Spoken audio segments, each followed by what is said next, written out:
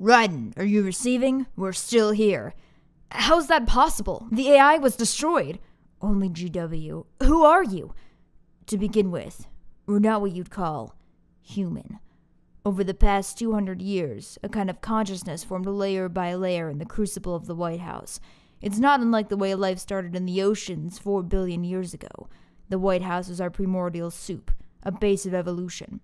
We are formless. We are the very discipline and morality that Americans invoke so often. How can anyone hope to eliminate us? As long as this nation exists, so will we. Cut the crap! If you're immortal, why would you take away individual freedoms and censor the net? Jack, don't be silly.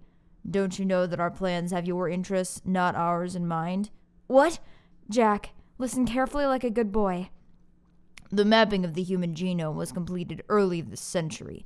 As a result, the evolutionary log of the human race lay open to us. We started with genetic engineering, and in the end, we succeeded in digitizing life itself. But there are things not covered by genetic information. What do you mean? Human memories, ideas, culture, history. Genes don't contain any record of human history. Is it something that should not be passed on? Should that information be left at the mercy of nature? We've always kept records of our lives, through words, pictures, symbols, from tablets to books. But not all the information was inherited by later generations. A small percentage of the whole was selected and processed, then passed on. Not unlike genes, really. That's what history is, Jack. But in the current digitized world, trivial information is accumulating every second, preserved in all its triteness, never fading, always accessible. Rumors about petty issues, misinterpretations, slander. All this junk data preserved in an unfiltered state, growing at an alarming rate. It will only slow down social progress, reduce the rate of evolution. Raiden, you seem to think that our plan is one of censorship. Are you telling me it's not? You're being silly. What we propose to do is not to control content, but to create context. Create context? The digital society furthers human flaws and selectively rewards the development of continent half-truths. Just look at the strange juxtapositions of morality around you.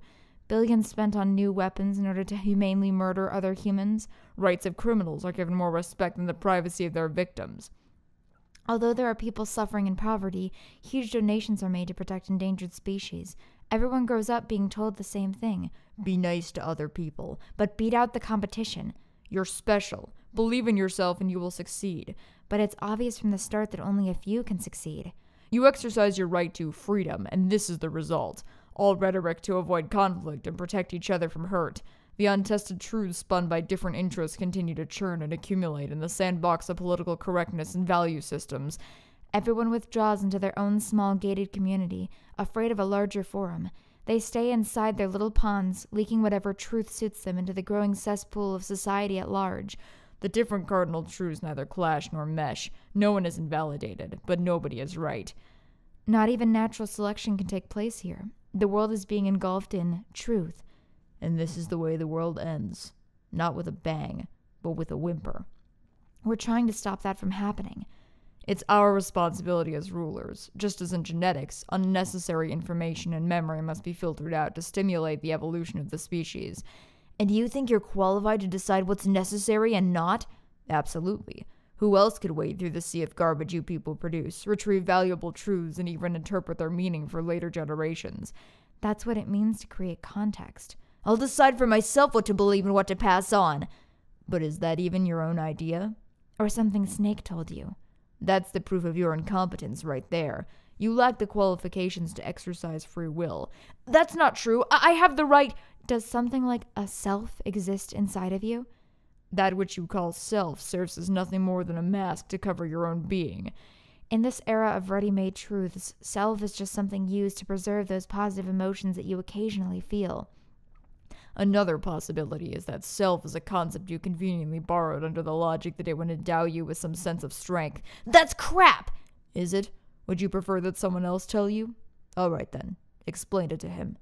Jack, you're simply the best, and you got there all by yourself. Oh, what happened? Do you feel lost? Why not try a bit of soul-searching? Don't think you'll find anything, though.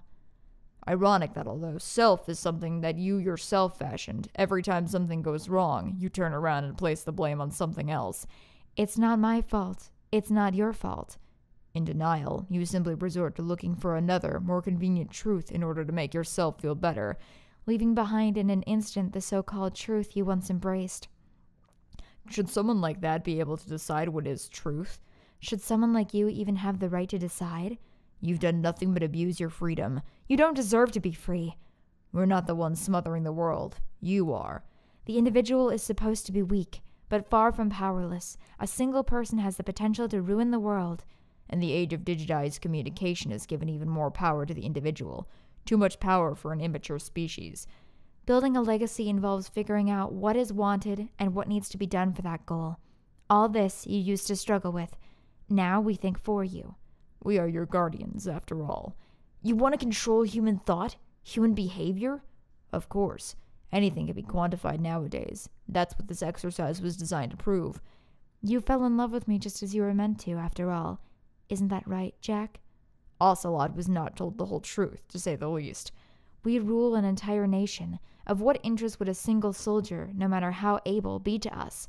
The S3 plan does not stand for solid snake simulation. What it does stand for is selection for societal sanity. The S3 is a system for controlling human will and consciousness. S3 is not you, a soldier trained in the image of Solid Snake. It is a method, a protocol that created a circumstance that made you what you are. So you see, we're the S3, not you.